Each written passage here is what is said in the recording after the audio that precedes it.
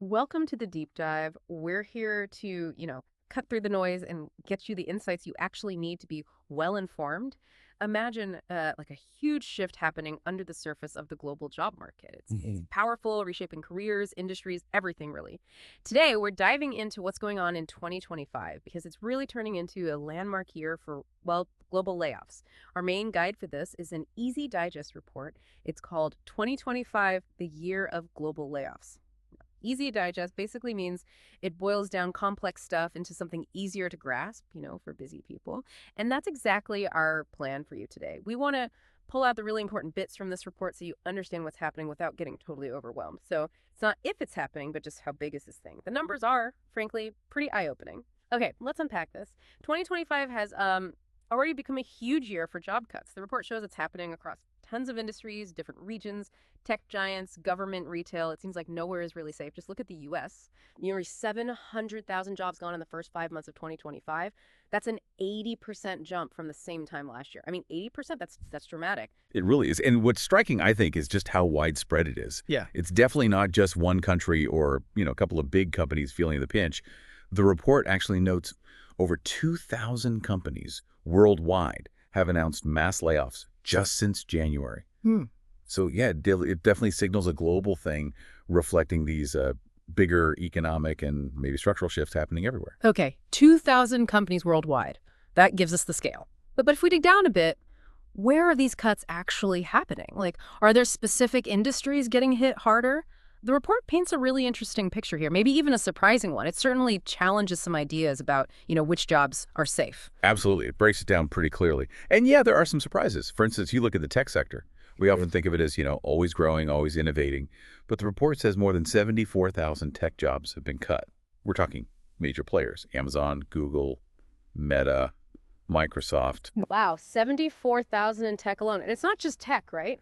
Which maybe some people might expect after recent market adjustments. Retail has seen this massive spike. The report says 274% increase in layoffs. That's huge.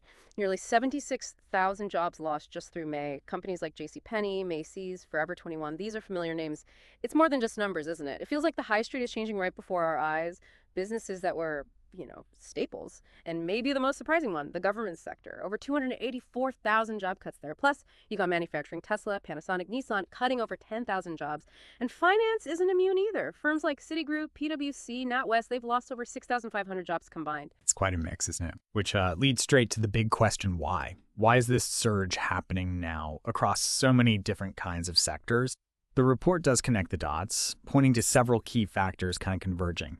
One major force is, well, AI and automation. It's moving fast. And what's striking about the AI piece in the report isn't just like robots replacing people on a factory line. It's highlighting this fundamental re-architecture.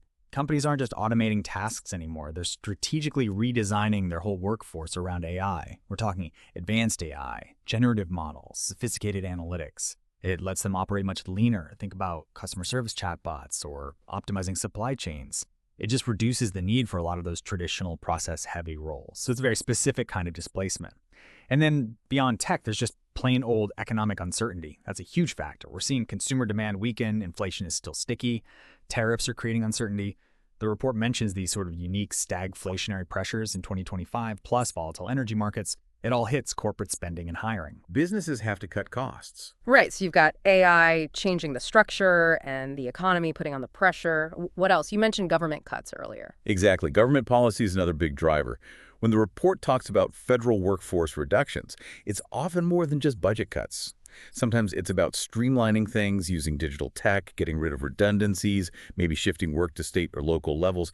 All that leads to job losses federally. And for retail, well, it's pressure from all sides, really. Bankruptcies, store closures, and of course, the constant growth of e-commerce. It puts immense strain on traditional stores. Okay, so AI, the economy, government policy, shifts in retail. It's a complex mix. Given all that, the immediate question for you listening is probably, okay, what does this actually mean for my job, my career? How do you navigate this? The report gives some pretty direct pointers here. First off, job security. Well, it seems even high-skilled tech workers aren't really immune anymore. Layoffs are hitting the big giants, but also startups.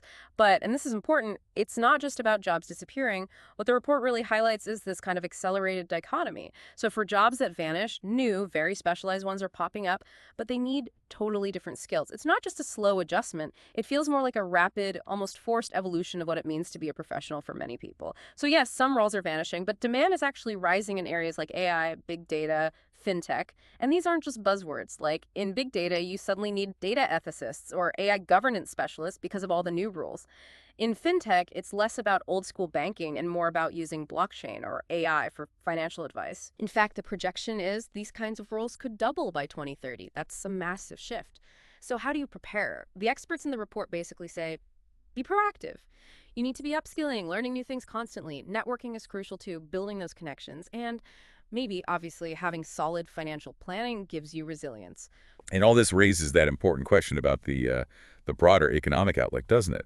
The report projects the U.S. unemployment rate could hit 4.7% by the end of this year, maybe even peak around 5% in 2026. These ongoing layoffs, plus businesses maybe investing less, consumers feeling stressed, it definitely ramps up the concern about a potential recession.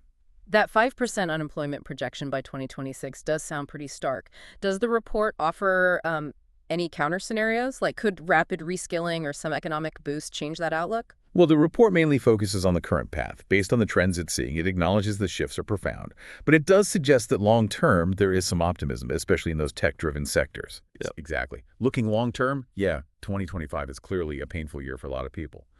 But the source material does point out that sectors driven by technology, by innovation, they could very well offer significant new opportunities in the years ahead. Hmm. It's a landscape of, well, both challenge and transformation, really.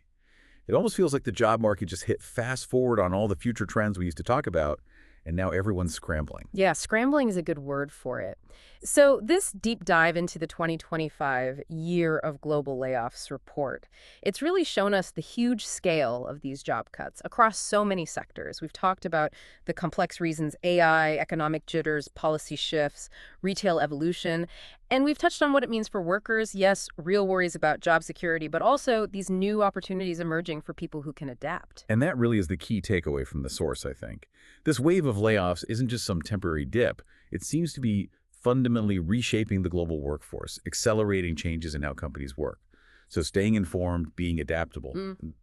that seems more crucial than ever right now, given how fast things are changing. Absolutely. Which leaves us with the final thought for you to maybe chew on. What does it actually mean to be future proof in a job market that can change so quickly because of tech and economic forces? How can we not just, react and adapt, but maybe anticipate, thrive even? Could these disruptions actually be catalysts for, I don't know, real growth, both personally and professionally? Something to think about.